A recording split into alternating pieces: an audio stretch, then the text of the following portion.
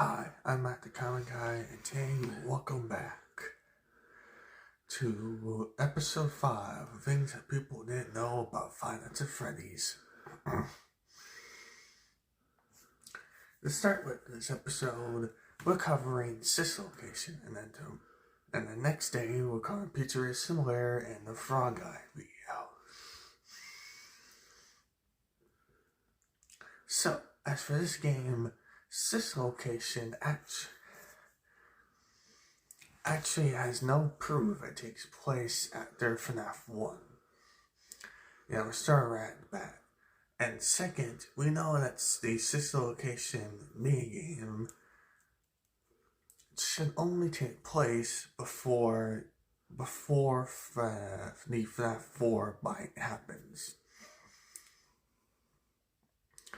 Yeah, people are still wondering of where the Sis Location death happens. Well, it coming before the Corrupt Child's death has a lot more evidence than it coming right after. So there you go. Please do not believe MatPat's new timeline. Speaking of MatPat's timeline,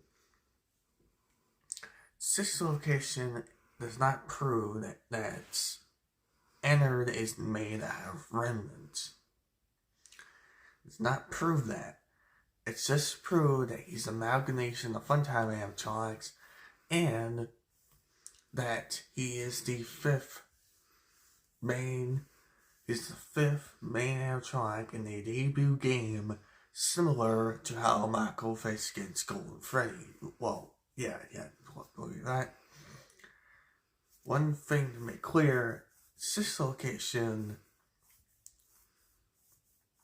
is actually the first game outside of FNAF 1 to prove that he's the player. None of the other games actually prove that he's the player. FNAF 2 has a different night guard, so there comes that out.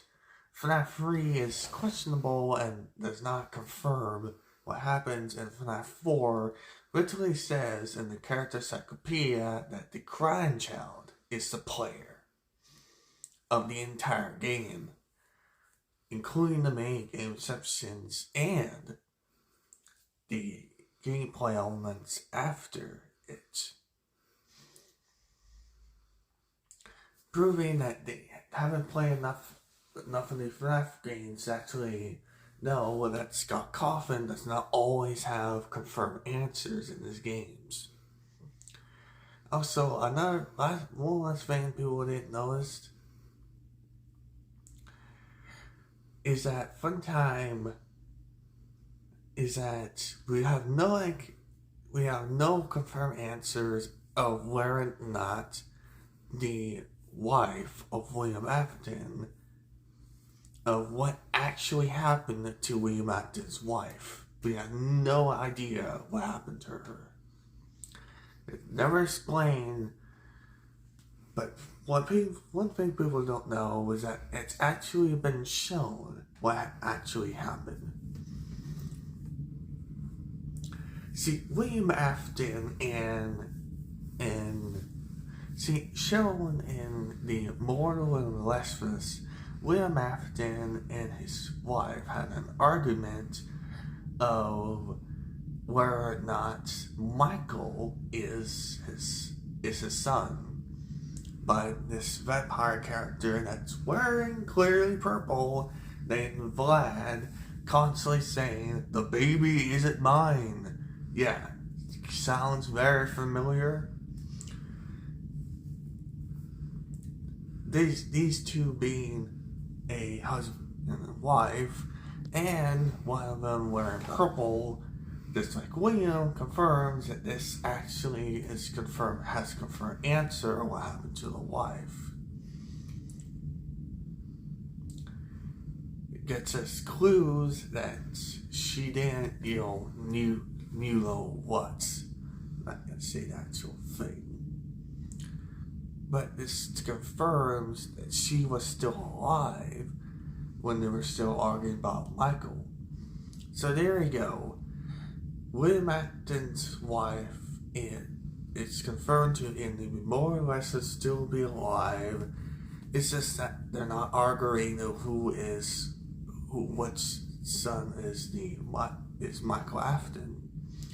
Since it confirms at the end of the Meryl and the rest list that they have stopped doing that, since according to the show,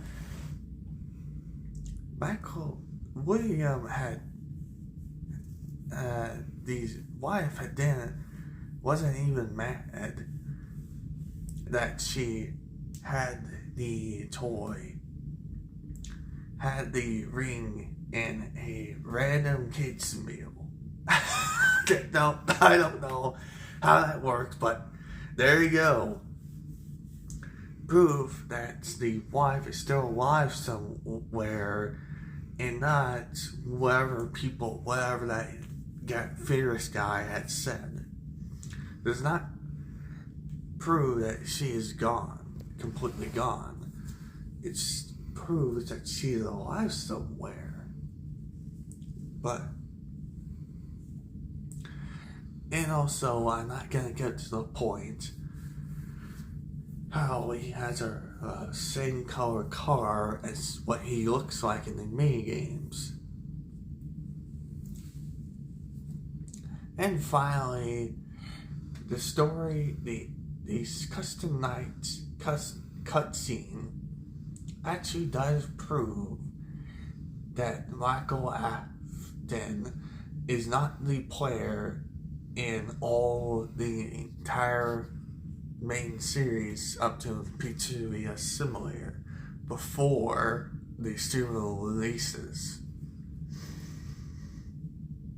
Up until that point, when he literally says to his father that it's him, Michael, and that the Funtime Electronics confuse him of, well, what he said, they thought I was you.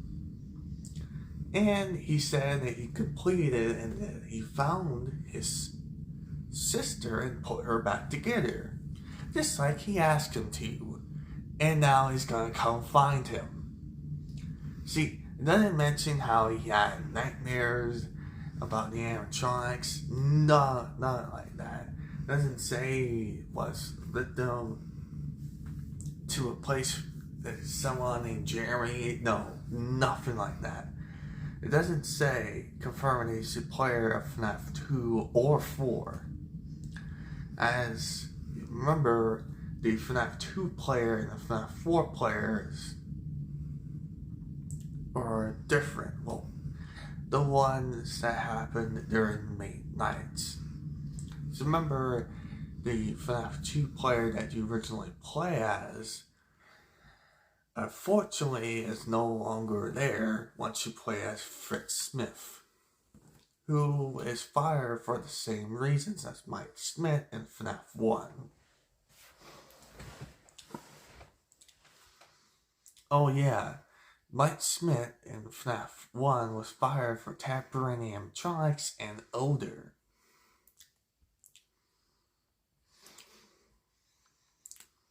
And what do you see in Sister Location and the end of custom night cutscenes? Literally it shows Michael slowly being the same purple, just like his father. This proves that Mike Smith is the player in FNAF 1. And that it literally is impossible to think that Sister Location is after FNAF 1.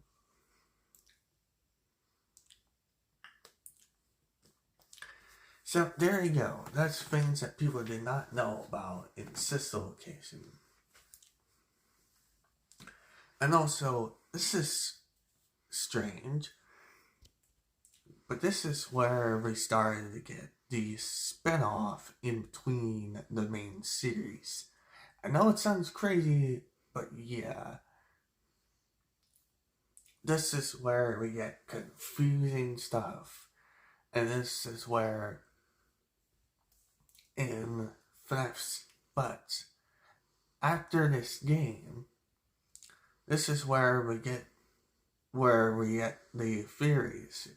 The theorist making it more, making the theories make the timeline, want to make the timeline more confusing and complicated as it already is. I'm like the Kyle Guy, and see you on the next day, tomorrow. I'm going to cover Pizza Similar and finally do the Frog Guy video I always plan to do. Bye.